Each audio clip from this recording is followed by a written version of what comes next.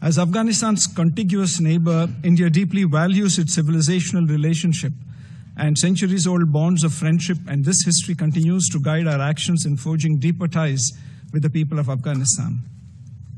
Over the years, India has been a strong advocate for peace and stability in Afghanistan. Coordinated regional and international cooperation on key issues concerning Afghanistan is paramount, as is strongly engaging relevant parties for promoting peace, stability, and development in the country. We have accordingly participated in all rounds of the Doha Working Group meetings and in other regional fora. Madam President, provision of humanitarian assistance and building the capacities of the Afghan people have always remained India's priorities.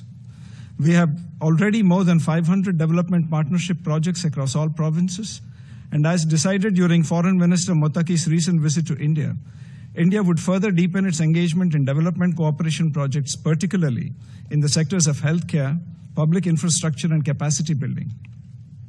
We will continue working with UN agencies in critical areas such as health, food security, education, and sports.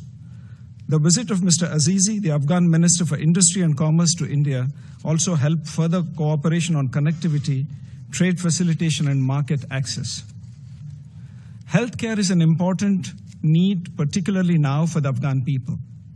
In this regard, India has undertaken the establishment of a thalassemia center, a modern diagnostic center, and a replacement of the heating system at the Indira Gandhi Institute of Child Health in Kabul. Additionally, India will construct a 30-bed hospital in Kabul's Bagrami district, an oncology center, and a trauma center in Kabul, and 5 maternity health clinics. About 75 prosthetic limbs have been successfully fitted to Afghan nationals. India also continues to extend medical assistance and provide high-quality healthcare treatment to Afghan nationals. During Mr. Mottaki's visit, India also gifted 20 ambulances to the Afghan people. Healthcare cooperation will be further augmented during the upcoming visit of the Afghan Minister of Public Health to India. India was among the first countries to provide humanitarian assistance in the aftermath of the earthquake in Afghanistan, and continues to assist in reconstructing residential buildings in the earthquake-affected areas. India's comprehensive humanitarian support includes supply of food grain, social support items, school stationery, disaster relief materials, and pesticides. It also includes providing crucial material aid to address the urgent needs of the forcibly repatriated refugees in Afghanistan. Madam President, we have taken note of the Secretary General's report on the situation in Afghanistan, especially the difficult humanitarian concerns expressed therein. The involuntary return movements of over 2 million Afghans this year, contributing a population increase of 6% for Afghanistan in 2025, have created significant vulnerabilities necessitating enhanced protection, improved access to shelter and food and security, and need for durable solutions for sustainable reintegration.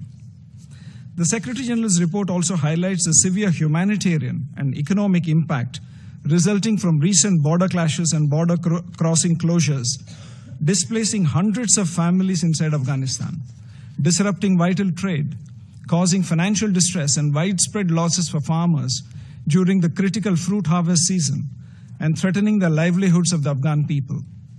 Member states this year issued the Awaza Political Declaration to address the unique challenges faced by landlocked developing countries, the LLDCs. It's incumbent on all not to weaponize trade and transit vulnerabilities. India echoes UNAMA's concern over airstrikes and condemns the killing of innocent women, children, and cricketers in Afghanistan.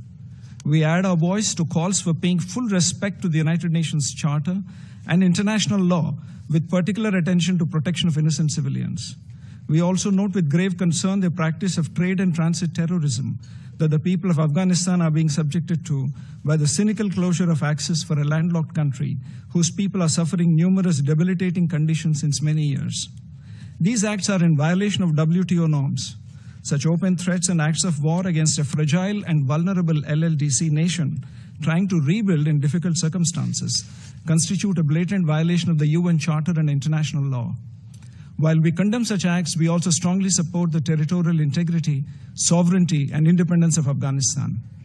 India continues to closely monitor the security situation in Afghanistan.